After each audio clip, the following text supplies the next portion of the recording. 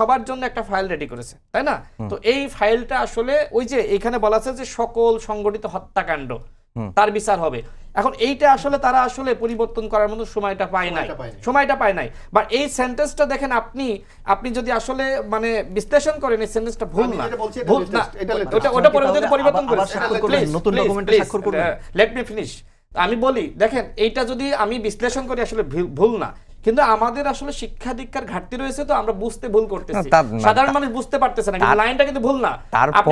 তারপরেও এত বড় একটা ঐতিহাসিক দলিল এখানে কোনো ভুল নাই। মূলত আপনার আমার জ্ঞানের ঘাটতি রয়েছে, এই জন্য আপনার আমার বুঝতে সমস্যা আছে। এখন এই অন্তর্বর্তীকালীন সরকার বলেন বা ফ্যাসিবাদ বিরোধী, আমি মনে করলাম জামাতই ক্ষমতায় গেল। এখন জামাত ক্ষমতায় গেলে কি আসলে এই জুলাই যোদ্ধাদের বিচার করবে? আপনার কি মনে হয় মানে তাদের বিরুদ্ধে কোনো বিচার করবে? বিএনপি ক্ষমতায় গেলে বিচার করবে? এই ফ্যাসিবাদ বিরোধী শক্তির মধ্যে এনসিপি ক্ষমতায় গেলেও কারোর বিচার করবে না, আমরাও করব না। বরং আমাদের ভিতরে মতপার্থক্য থাকলেও আমরা জুলাই যোদ্ধা বললেন, আমরা কি জুলাই যোদ্ধা না?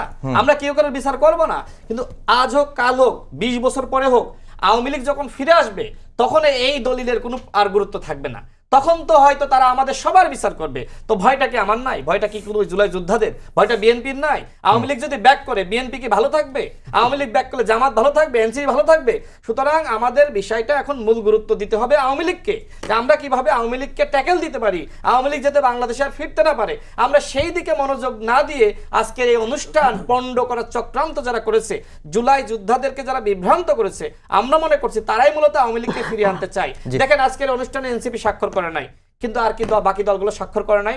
এই যে 7টি দলের কথা তিনি বললেন, যে 7টি দলের একজন নেতা বলেছিল যে এনসিপি 7 দলের আন্দোলনের সাথে না গিয়ে তারা পোল্টিবাজি করেছে। একটা টকশোতে আমি শুনেছি যে ইসলামী আন্দোলনের নেতা আকন্দ ভাই তিনি এই কথা বলেছিলেন যে আমাদের সাথে পোল্টি মেরেছে। তো আজকে যে এই 7টি দল এনসিপির সাথে পোল্টি মারে নাই, তার নিশ্চয়তা কি?